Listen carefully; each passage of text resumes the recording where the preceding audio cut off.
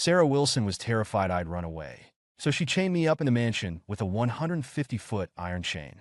"Big brother, please don't be cruel and leave me all alone," Sarah would plead sweetly and obediently during the day. At night, she'd secretly drug my food or use sleep aids on me, claiming it was to help me rest better. One night, as I slept soundly in bed, Sarah snuck in quietly. She pulled back the covers and slipped in, burying herself tightly in my arms to greedily breathe in my scent. When Sarah was 5 years old, tragedy struck her once happy family. Her parents passed away, and their wealthy household was devastated. Little Sarah was taken in by her aunt, but those people only wanted the inheritance her parents had left. Living under someone else's roof, Sarah endured constant abuse and scolding. She went from being her family's beloved little princess to a despised outcast overnight. This was the first turning point that began to change her. Meanwhile, in a parallel world, I was brought to this world by a mysterious system that appeared out of nowhere. I could only return after completing specific tasks during certain time periods. The first time I met her was when she was 6. She was too young then to understand why her aunt's family disliked her. The confused child was bullied and forced to do all kinds of chores and hard labor. The second time I saw her was in her first year of high school. The pretty young girl was an easy target for bullying. Her unfortunate family situation had made her introverted, closed off, and rebellious. This was the longest time I stayed, 3 months. Using the identity of a transfer student arranged by the system, I gradually guided her back on track. I turned her from a delinquent who skipped class and got into fights into a top student. The third time I came to this world was on Sarah's 18th birthday. It was close to college entrance exams, but the girl's condition was getting worse. I had been on vacation at home when the damn system suddenly woke me up, saying Sarah was in trouble and I needed to hurry over. It said, "Sarah is sitting on the roof right now. Her emotions aren't good. Hurry and go check on her." I stood not far from her, watching Sarah standing on the edge of the roof. It took all my effort to trick the girl into coming down. I made her promise to get into a good college and gave her hope. If there's anyone to blame, it's myself for making such big promises back then. The greater the hope, the greater the disappointment. After getting her down from the roof, I took her to find a place to stay. At the hotel, when I first brought her in, the girl was incredulous at first, then unable to hide her excitement. Since neither of us had ID, we went to one of those small, older single-room motels. But after entering the room, I just sat on the sofa watching her sleep. Her previously excited expression instantly disappeared. "I'm already 18. I'm an adult now," Sarah said with seductive eyes and a somewhat resentful tone. Seeing the girl's serious expression, I found it a bit amusing. "I know Sarah is 18 now, not a little kid anymore," I said. The girl before me was in the prime of youth, like a flower bud about to bloom. That exquisite face still carried traces of youthful innocence. But in my eyes, she was like my little sister. After all, I had watched her grow up. Seeing I didn't understand her meaning, Sarah's face showed some disappointment and reluctance. "Today's my birthday. Big brother, will you stay and sleep with me tonight?" she pleaded, burying herself in my arms. Where I couldn't see, the girl's eyes held an obsessiveness and possessiveness beyond her years. Originally, I wanted to refuse, as it didn't seem right. But remembering it was her birthday, I couldn't bring myself to say no. After thinking it over, I agreed. She obediently lay down on the bed. I half reclined on the edge, my hand gently patting the covers just like when I used to lull her to sleep as a child. I didn't notice anything amiss, and the girl closed her eyes happily as usual. Just when I thought she was about to fall asleep, Sarah suddenly opened her eyes. "Can you not leave? Stay with me always? Will you spend all my future birthdays with me?" Hearing this, my expression tightened. I wondered if she had figured something out. But on second thought, that shouldn't be possible. Every time I approached her, the system gave me a different identity. "All right, Big Brother won't leave. Big Brother will always stay with little Sarah," I said, speaking words that went against my heart while comforting her. Hearing this, Sarah's face lit up with joy. She extended her slender little hand, making a motion to pinky swear with me.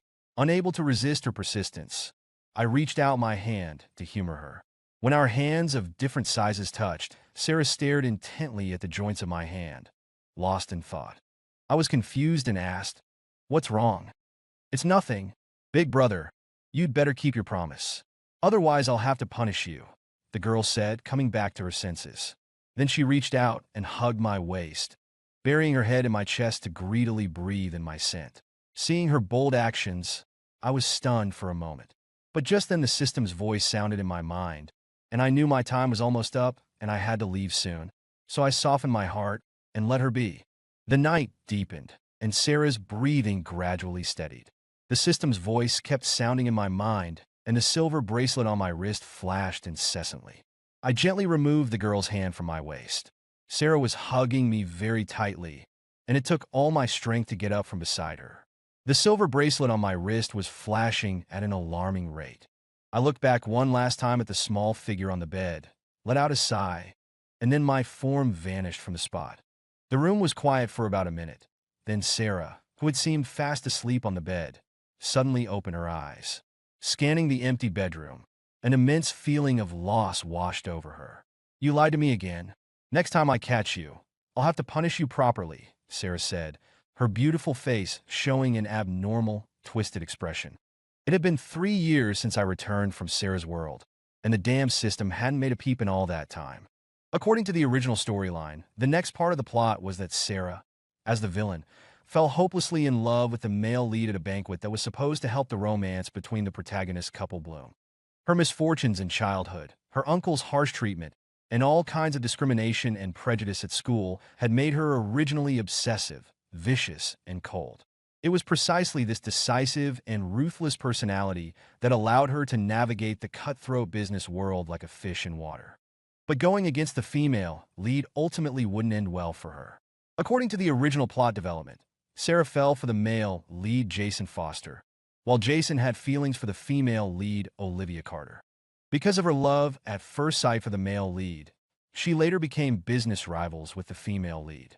In the end, she was no match for the destined female protagonist, plus the male lead's favoritism towards Olivia. Sarah ended up with her company bankrupt and her life in ruins. The turning point this time was at that banquet. Sarah was drugged by a competitor and found by Jason in a confused state. Out of kindness, he took her to the hospital. After that, Sarah fell madly in love with him. After hearing the system's narration, I was silent for a moment, then asked in return, "Haven't I changed anything with all I've done before?" The system hemmed and hawed for a long time without giving a clear answer, finally just telling me I'd find out when the time came. For some reason, I had a bad feeling about this. The bracelet on my wrist flashed again, and that familiar feeling came over me. When I opened my eyes again, I had arrived in a familiar place. I found a mirror and saw that my appearance hadn't changed at all. In the past, every time I met Sarah, the system would make me the same age as her and then slightly adjust my features. The direction of the adjustments was different each time, though. I was only surprised by this for a moment, then didn't pay it much mind. As long as my appearance was different each time, so she couldn't recognize me, the rest didn't matter much. Following the system's prompts, I took a taxi to the hotel hosting the banquet. With the system's help, things like invitations were no problem. When I successfully entered the venue, I found the banquet had just begun. But I needed to quickly find Sarah. I had to keep an eye on her. I searched the huge venue several times, but didn't see any sign of that girl. However, from the discussions of people around me, I learned that Sarah had been doing quite well these past few years. Her business had vaguely reached the top position in the industry. Many of the attendees had come to curry favor with her. This wasn't right. As the villain, Sarah shouldn't be able to steal the female lead spotlight. Never mind. The priority now was to find Sarah. The banquet was already halfway through, and I had even seen Jason and Olivia. Just as I was starting to panic, the system, which had been a mere spectator until now, suddenly spoke up to tell me Sarah was in a certain private room. Hearing this, I was startled and hurried towards the room number the system gave me.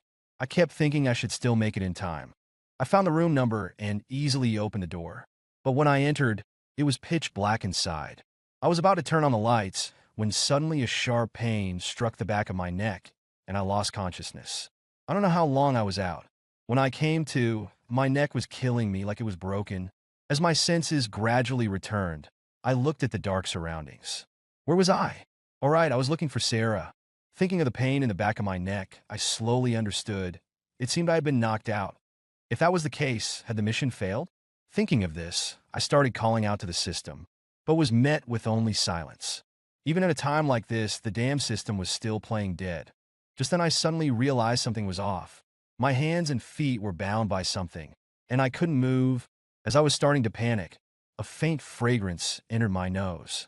Feeling the sensation on my body, I realized someone was sleeping beside me. The pain in my neck earlier had drawn most of my attention, and only now did I see my predicament clearly. It seemed I was being held in someone's arms. That fragrance from earlier was emanating from their body. For some reason, the scent felt strangely familiar. As if sensing movement beside her, Sarah slowly woke up. In the faint light from outside the window, I clearly saw the girl's slightly chubby face. Compared to a few years ago, she had grown more vivacious and mature. Her alluring eyes had lost their youthful innocence and gained a mature charm. Seeing I was awake, Sarah turned and climbed on top of me. Without many words, she buried her head in the crook of my neck, greedily enjoying my scent. Feeling the strange sensation on my chest, I didn't dare move. Realizing I wasn't wearing much, and Sarah beside me was also scantily clad with large patches of snow-white skin exposed, I wondered if she had been drugged. Just as I was pondering this, a slight wetness on my neck drew my thoughts back. I wanted to speak up and stop her, but didn't know what to say. In a daze, Sarah moved from my neck to my chin, along my lips, and finally to the corner of my eye. I really couldn't take it anymore and questioned, "Wake up, Sarah. Do you know what you're doing?" Hearing my voice, the girl lying on top of me was visibly startled at first. Then, as if dissatisfied, she leaned down again and silenced my next words with her cherry lips. As if in revenge, she kissed very forcefully. I felt some pain and wanted to resist her, but couldn't bring myself to hurt her. Before long, a faint taste of blood spread in my mouth. She seemed even more excited by this, her hands exploring lower beneath the covers. Sensing her intentions, I instantly became uneasy. Though my hands and feet were bound, the strength of a grown man was clearly not something a young girl could restrain.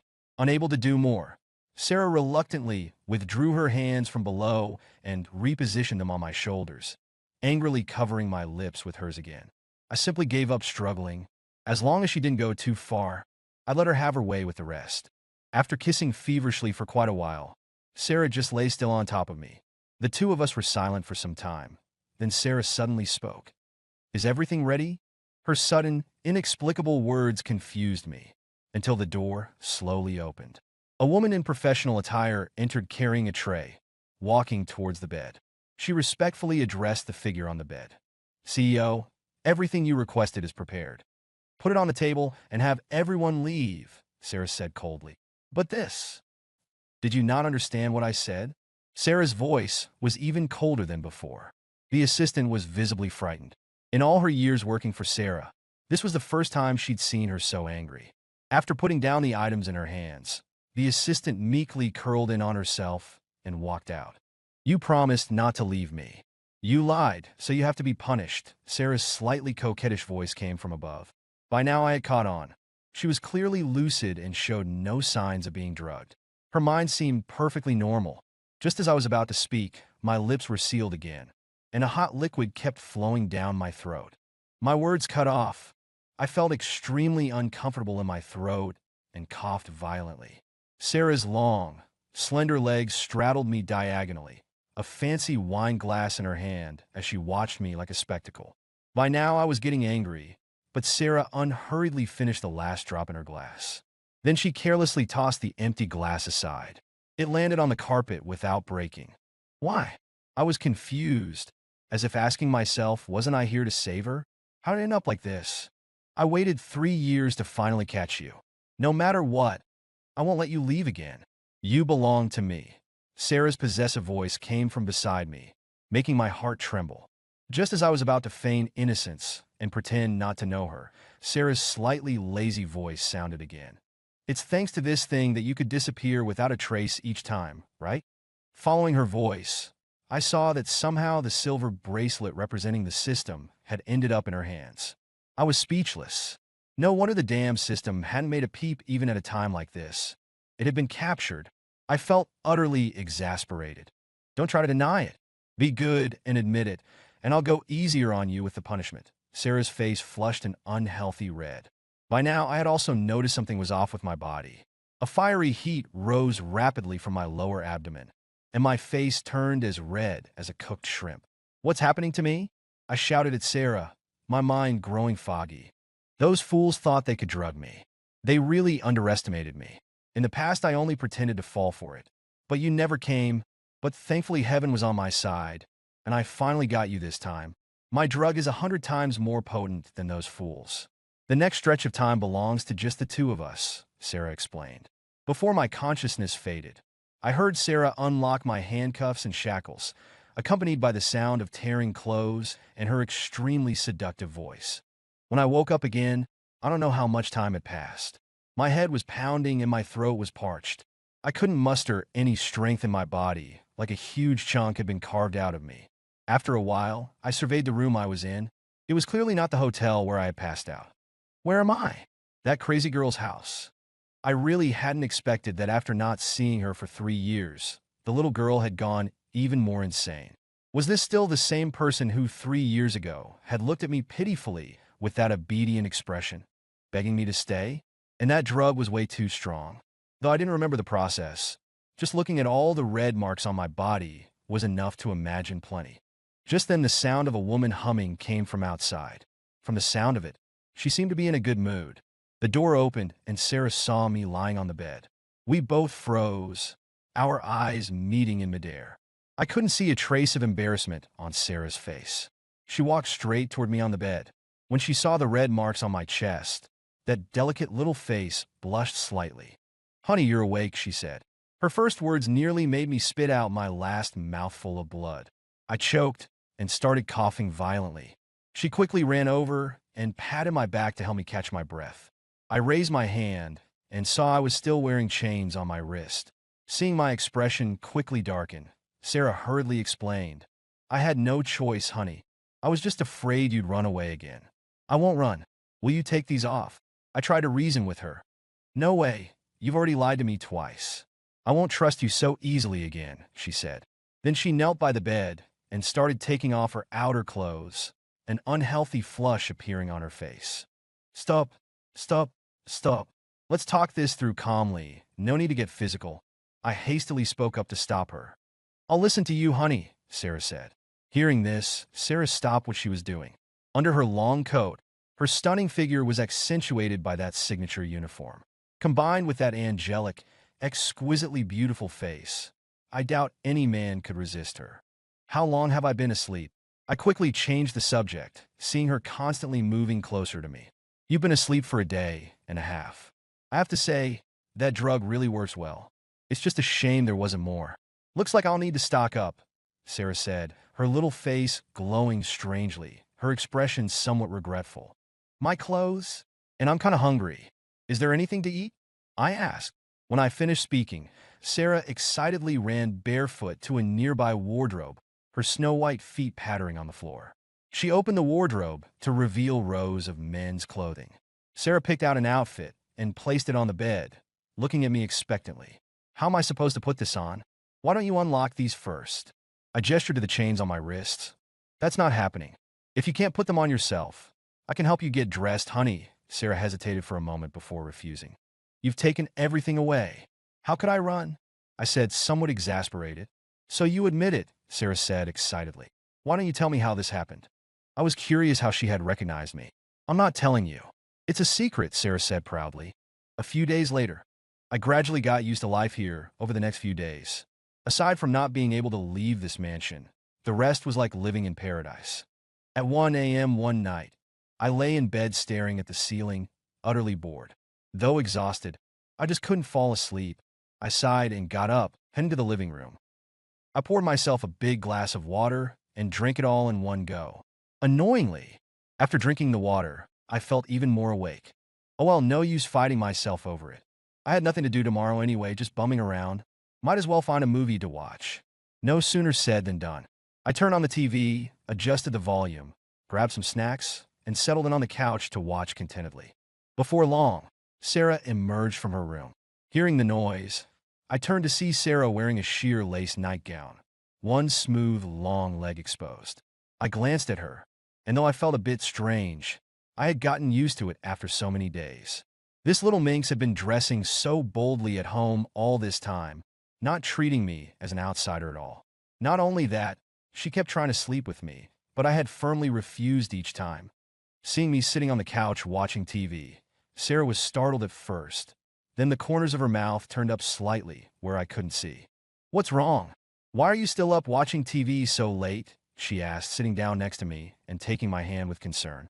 The girl's clear, fresh scent wafted through the air, making me feel a bit hot and bothered. I casually moved my hand away, saying somewhat awkwardly, "I don't know, just couldn't sleep for some reason." "Then I'll keep you company and watch too," Sarah said, lifting her legs to rest her feet on my thighs. Seeing me try to move away, Sarah shot me a terrifying look. After considering the consequences, I chose to give in. If she had just stayed like that, it would have been fine. But the trouble was Sarah started getting restless as we watched. Eventually, she ended up sitting directly in my lap. Her wandering hands finally stopped moving under my near-furious expression, and she sat quietly in my arms watching the movie. We silently finished the whole film like that. Looking down at the little woman who had buried her face in my chest and wasn't moving, I spoke up. "All right, the movie's over. Can we go to bed now?" I said. The huge living room was silent for a while. I looked down at the girl in my arms. Those long eyelashes lay against that pure, delicate, smiling face. Seeing Sarah was asleep, I picked her up and carried her towards her room. I gently laid her on the bed, looking at that familiar little face. The docile expression of the sleeping girl and that little hand tightly gripping my arm. Seeing Sarah's sleeping face, she must have had a tough time on her own all these years. The next morning, Sarah stretched comfortably in bed, then got up and walked out of her room. She saw the housekeeper approaching. "Miss, should we still put the excitation drug in the Sir's bowl?" The housekeeper asked hesitantly. "Put it in one more time today, but reduce the amount. If he uses the incense I gave him tonight, we won't need this kind of drug anymore," Sarah said, her eyes sparkling with excitement. That evening, I picked up the incense Sarah had given me, thinking I'd give it a try.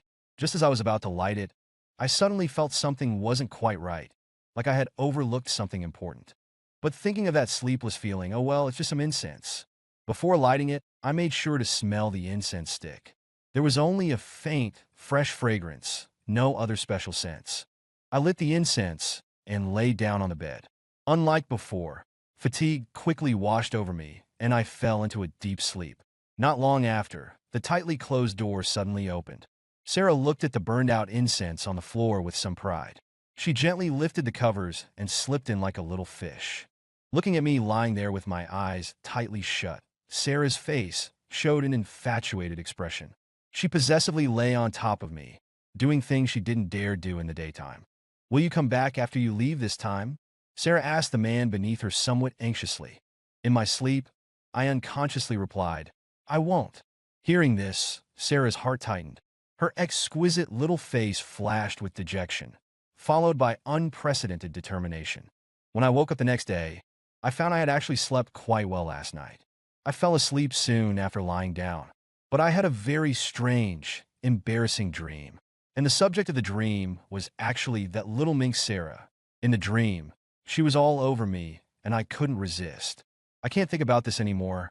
I quickly shook those unrealistic thoughts out of my head. Looking at the chains on my bracelet, after these past few days I had come to understand, I needed to quickly get the system back from Sarah's hands. Based on the current results, it seemed my task was complete and I could go back. But then again, looking at these chains made specially for me, I felt utterly exasperated. The other end of the chain was attached to a load-bearing pillar in this mansion. The chain was over 150 feet long, both restraining me and allowing me to move freely within the mansion. I had tried talking to this little girl about it, but all I got in return was her punishment. Apart from being confined here, everything else was quite good. I had food and drink, and all I needed, it was close to my ideal retirement life. This went on for a few more days. On this day, Sarah surprisingly took me out for the first time. Just as I was puzzled, she brought me to the household registration office of the police station. I was completely confused and couldn't help asking, "What are we doing here?" Sarah mysteriously told me, "You'll find out soon." With the help of money's power, a group of people bustled about in front of us. I just signed a bunch of papers. Looking at the pile of documents placed in front of me, it took me a while to understand that Sarah was registering me for household registration. My face was written all over with exasperation, but I didn't really care. I just went along with her antics. In the span of a day, Sarah dragged me from household registration to getting an ID card. It wasn't until we finally walked into the Civil Affairs Bureau that I understood this little girl's intentions. "What are you trying to do?" I asked. Sarah's eyes shone brightly. "Ethan Wilson, you are mine." The name was one I had used when the system arranged for me to enter her school during her sophomore year of high school. I didn't expect her to still remember it. I was about to turn and leave. Marrying her just felt wrong somehow. But suddenly 2 uniformed bodyguards appeared behind me, half dragging me to follow Sarah. "Are you sure about this? Are you certain you like me?" I felt that Sarah's dependence on me outweighed her liking for me. And according to the plot, shouldn't she be falling for the male lead? "Of course I'm sure. Don't try to find excuses to run away," Sarah said, directing the bodyguards to escort me into the Civil Affairs Bureau. And so a group of people brought me to take wedding photos. Back in the car, looking at the 2 red booklets in my hand, Sarah could barely contain her excitement. I didn't feel much, but seeing the little girl so happy, my mood inexplicably improved. Since I was already here, I might as well treat it as a vacation. I have to say, living as the young master was quite comfortable.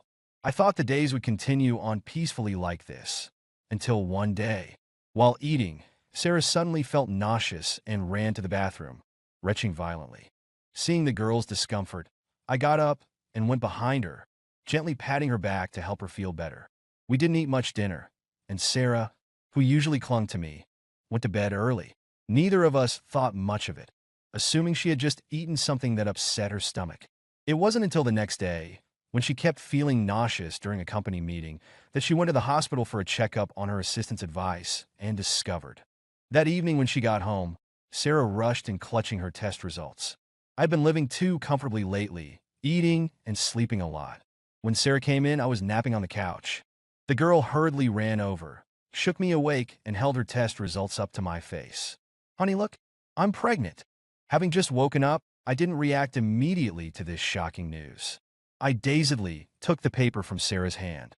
When I saw the contents clearly, I sat bolt upright on the couch in shock. Sarah happily climbed into my lap and excitedly said, "We're going to have a baby." I finally managed to use the excuse of the baby's health to coax Sarah to go to sleep. At first, this little minx still insisted on staying in my room and wouldn't leave, so I had to sweet-talk her again. But the little girl wasn't falling for it this time. She said, "We're married now. Isn't it normal to sleep together?" I tried my best to persuade her, saying it's not safe to sleep together in the first trimester. We can sleep together after the baby is bigger. Thankfully, in the end, Sarah didn't argue further. She took the pillow from my room and went back to her own.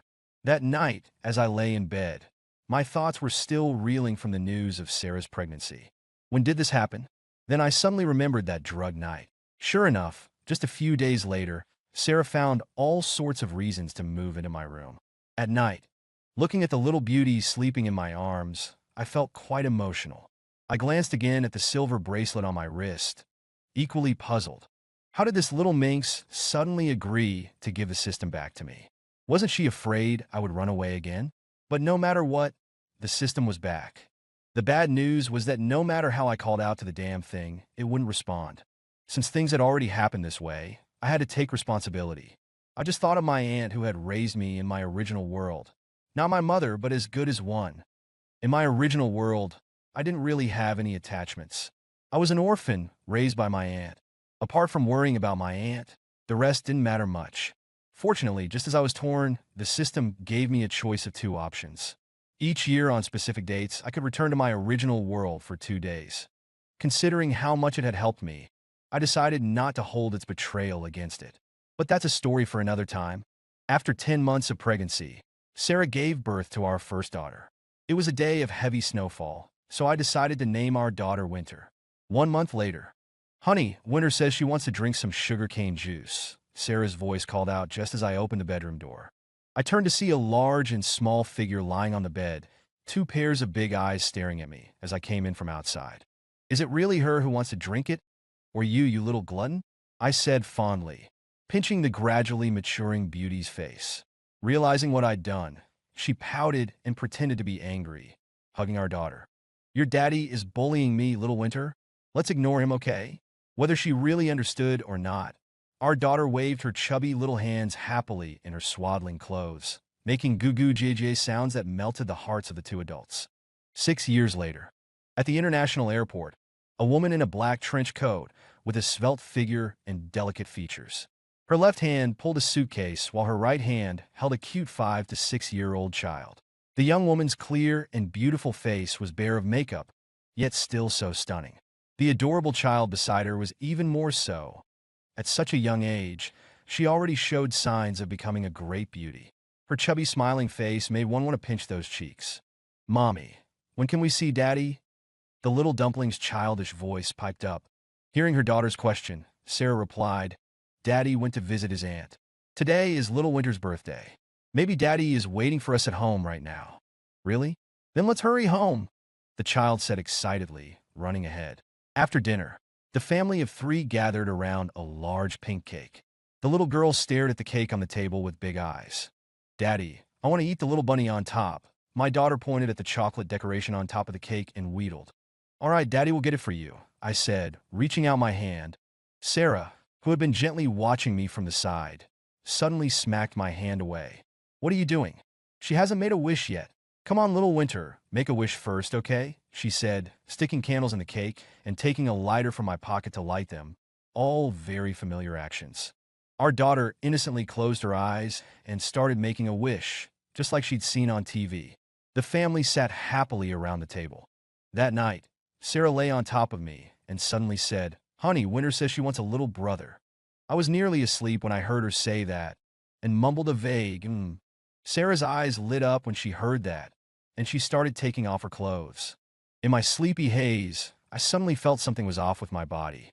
When I opened my eyes, I saw Sarah looking at me pitifully with seductive red eyes.